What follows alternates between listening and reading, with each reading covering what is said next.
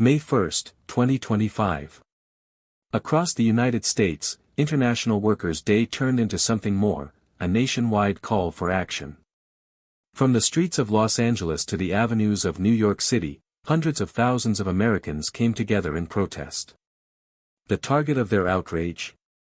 Former President Donald J. Trump, who has re-emerged as a leading contender for the 2024 election.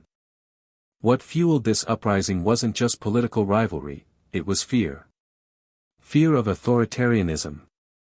Fear of policies seen as regressive, divisive, and dangerous to the democratic fabric of the nation. Marchers held signs demanding justice, shouting chants calling for unity, and waving flags symbolizing both resistance and hope. The energy was raw. The message was clear: we've seen this before, and we won't let it happen again. In the next 30 minutes, we'll examine why these protests erupted, who's leading them, and what they mean for America's future. This is more than a moment. It's a movement. To understand the eruption of protest on May Day, we have to look at the weeks leading up to it, and the man at the center of the storm. In April 2025, Donald Trump re-entered the national spotlight in full force, laying out a bold and controversial vision for America should he reclaim the White House. From sweeping executive authority that would allow him to override state decisions, to a national crackdown on immigration, and aggressive limitations on labor union activity, the proposed platform sent shockwaves through communities across the country. Critics described it as a blueprint for authoritarian rule. Civil liberties groups warned of democratic backsliding. Labor leaders called it an open attack on working-class Americans. And immigrant communities feared a resurgence of policies that once separated families and shuttered opportunities. The announcement was followed by a blitz of media appearances and rallies that echoed slogans from his first term, but with heightened intensity. The tone was defiant. The promises, sweeping. The warnings, urgent. In cities and on campuses, organizing began almost immediately. Social media platforms lit up with hashtags like #NoTrump2024 and #MayDayUprising. Flyers circulated calling for a Day of National Defense on May 1. Across Reddit threads and group chats, digital organizers outlined march routes, legal resources, and media toolkits. By the third week of April, protest permits were being requested in hundreds of municipalities. Community centers prepared to distribute signs. College students planned walkouts. Veteran activists reconnected with unions and local nonprofits. May Day, long celebrated as International Workers' Day, had found new meaning. It was no longer just a day of remembrance. It had become a deadline for action. The country was bracing itself. May 1 arrived with a sharp clarity. In the early morning hours, Americans from all walks of life began filling public squares and downtown intersections. New York City awoke to the sound of chants echoing down avenues: no more fear. No more hate. In Los Angeles, marchers gathered near City Hall, banners aloft, fists raised. In Chicago, student groups joined forces with labor unions, forming a sea of coordinated colors and common purpose. The protests were not isolated incidents. They were synchronized. By 10 a.m. Eastern Time, demonstrations were active in more than 300 cities. What united them was not just opposition to Donald Trump, but a shared demand for democracy, dignity, and representation. The scale was massive, but so was the discipline. Volunteers handed out water bottles and masks. Street medics readied supplies.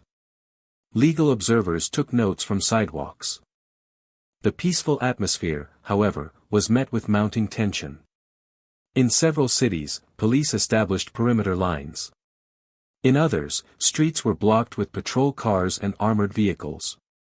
Helicopters circled overhead, broadcasting images that would soon fill screens across the world. Despite warnings, the protests only grew. Parents brought children. Veterans stood in solidarity.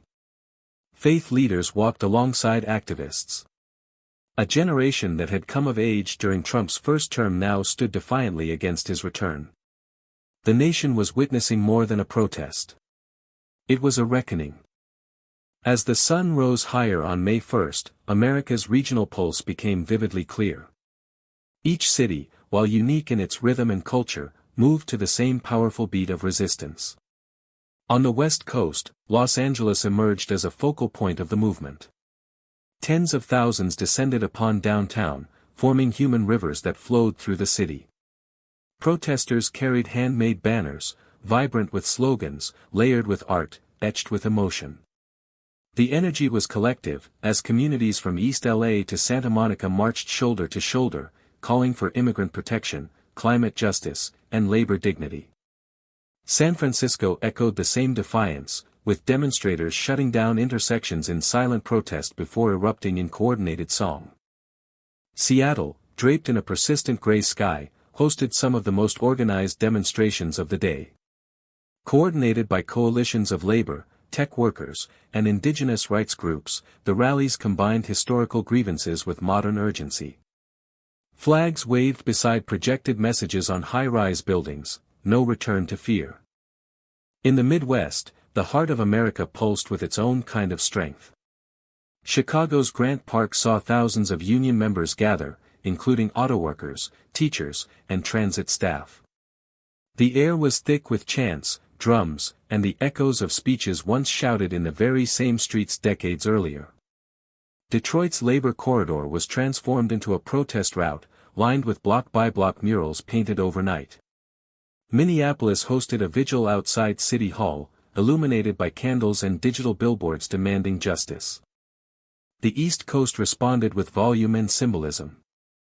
In Washington, D.C., demonstrators surrounded key institutions, the Capitol, the Supreme Court, the Department of Justice. Their chants reverberated through Pennsylvania Avenue, "Our rights are not up for debate." In Boston, marches began at sunrise, sweeping through the financial district. And in New York, Times Square reached a standstill. For hours, traffic paused while waves of people stood firm beneath towering screens. The city's energy, usually fast and fragmented, became singular and focused. From coast to coast, the stories were diverse, but the message was unmistakable. This wasn't simply opposition to one man, it was an assertion of people power. It was cities speaking through their streets. Each region, through art, through numbers, through peaceful disruption, declared, "We remember. We resist. We rebuild." As the images of mass protests flooded television screens and social media feeds, political leaders from every corner of the spectrum were forced to respond, not with silence, but with urgency. Within hours, congressional offices issued press releases. Progressive lawmakers called the demonstrations a vital expression of democracy in action. Their words were impassioned, a defense of the First Amendment, a recognition of the grassroots, and a commitment to protect what they saw as foundational American values. Several high-profile senators and representatives even joined local marches, citing the need for elected officials to walk alongside the people. Capitol Hill was buzzing. Emergency briefings were convened. Cable news studios scrambled to cover live reactions from legislators and governors. On the Capitol steps, a growing chorus of voices called for accountability, not just for the former president's rhetoric, but for the political climate that made such protests necessary. And yet, as loud as the praise was from the left, the condemnation from the right came just as swiftly. Prominent conservative lawmakers denounced the protests as calculated disruption. Talk radio hosts and conservative media figures accused demonstrators of undermining law and order. Hashtags like #MobMayday began trending on certain platforms, pushed by influencers warning of anarchist takeovers. Some Republican governors pledged to introduce emergency legislation to restrict large-scale public demonstrations in the name of security and economic stability. The White House, while not directly commenting, released a carefully worded statement emphasizing the importance of civil discourse and legal protest. But observers noted the omission of any criticism toward Trump or support for the protesters' demands. Meanwhile, state governments reflected the national schism. In California, the governor praised the protests as a reflection of civic courage. In Florida, by contrast, the state legislature fast-tracked new laws increasing penalties for what it termed unauthorized mass gatherings. Media reactions further deepened the divide. Progressive outlets highlighted the multicultural, multigenerational nature of the marches. Coverage focused on themes of solidarity, resilience, and systemic reform. Right-leaning networks zoomed in on traffic jams, street closures, and isolated verbal altercations, painting the protests as disruptive and extreme. What played out in the hours following May Day wasn't just political posturing, it was a full-scale collision of narratives. Competing visions of patriotism. Of who gets to speak. Of what democracy looks like in practice. The protests had touched a nerve, and revealed a fault line. From coast to coast, leaders were being asked to choose a side, stand with protesters demanding a more inclusive democracy, or double down on partisan lines. By nightfall, it was clear that May Day had already altered the political conversation. This was not just resistance. This was realignment. The road to 2024 had narrowed, and intensified. Behind every sign held high on May Day was a story. A struggle. A reason to show up. Across the country, the movement was not merely political, it was deeply personal. For many Americans, these protests represented the only avenue to express long-held fears and frustrations that had simmered beneath the surface for years. In immigrant neighborhoods, the message was clear: we remember the raids. We remember the families torn apart. We remember the fear. These communities, often the backbone of essential labor, came out not only to oppose Trump, but to protect one another, to say, never again. In towns large and small, undocumented youth marched next to naturalized citizens, united by lived experience and shared anxiety. Signs in Spanish, Vietnamese, Arabic, and Haitian Creole conveyed one urgent message: we belong here. Parents held the hands of children who had grown up under the cloud of DACA uncertainty. Elders walked with quiet strength, remembering marches of decades past. In working-class communities, especially among service workers and factory staff, the fear was economic. They had watched wages stagnate while billionaires profited. They had seen unions demonized and labor protections eroded. For them, May Day was a demand: restore dignity to work. Fast food workers, warehouse packers, domestic aides, all stood together, demanding better pay, safer conditions, and a future where their children wouldn't be disposable. In classrooms across the country, teachers spoke of fear and fatigue. Of censorship, of budget cuts, of feeling abandoned by those in power. Many educators, wearing red or holding books as symbols of resistance, marched alongside students. It was not about politics. It was about purpose. Queer communities and trans activists also mobilized in large numbers, highlighting the increasing hostility in state-level legislation targeting their rights. Rainbow flags blended with protest banners, merging the fight for identity with the fight for survival. Stories of lost healthcare, banned books, and anti-LGBTQ rhetoric rippled through the chants, adding layers of urgency and resilience. Faith-based communities, too, had their place. Interfaith coalitions, rabbis, pastors, imams, and monks, stood in circles, offering prayers and presence. Not for spectacle, but for solidarity. These were the same institutions that fed the hungry, sheltered the displaced, and now, raised voices for justice. And among all of them, youth surged forward, many too young to vote, but not too young to know what was at stake.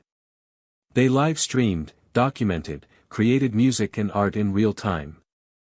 They did not wait for leadership. They became it. May Day, in every sense, revealed what America's communities are made of, not just in numbers, but in conviction, compassion, and clarity. In a political world often reduced to polls and headlines, here was the human cost. And here, too, was the human hope. The faces in the crowd were not radical. They were neighbors. Teachers. Workers. Mothers. Survivors. Citizens. And together, they formed a single message, echoed across languages: signs, and songs. We are still here. And we will not be silent.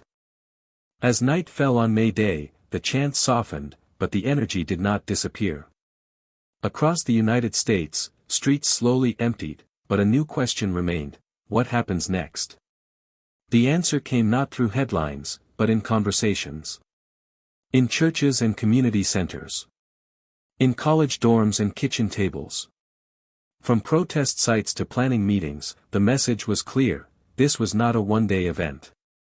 It was a beginning. Organizers immediately turned their attention to what lies ahead. Plans for the summer included nationwide voter registration drives, community teach-ins, mutual aid projects, and digital campaigns aimed at reaching the politically disengaged. What had once been a fragmented landscape of frustration was now forming a map of strategy, resilience, and long-term commitment. And they knew the road would not be easy. Many would face legal threats, harassment, and attempts at discrediting the movement. In several states, new bills were already being proposed to tighten protest laws and restrict assembly rights. But communities had been here before. They had seen backlashes. And they knew how to respond, with persistence, with protection, and with purpose. Grassroots coalitions continued to grow. Labor unions began collaborating with immigrant rights networks. Faith-based groups offered sanctuary and organizational space. Tech-savvy youth teams developed rapid response infrastructure, live streaming, messaging networks, digital security protocols. All of it, leading toward November 2024. This wasn't just about removing a candidate. It was about rewriting the rules of engagement in civic life. It was about proving that collective action still holds weight, in the streets, at the ballot box, and in the cultural imagination. New songs were written. New banners painted. Neighborhoods began mural projects. Local libraries hosted roundtables on protest history. What started as reaction had evolved into reconstruction. Some called it naive. Others called it necessary. But no one could deny, something had shifted. For the people who marched, who stood, who stayed, May Day wasn't an endpoint. It was a declaration of intent. A reminder that democracy is not given, but built. And in the days and weeks that followed, the question echoed again and again: what now? The answer, quiet but unwavering, replied: we keep going.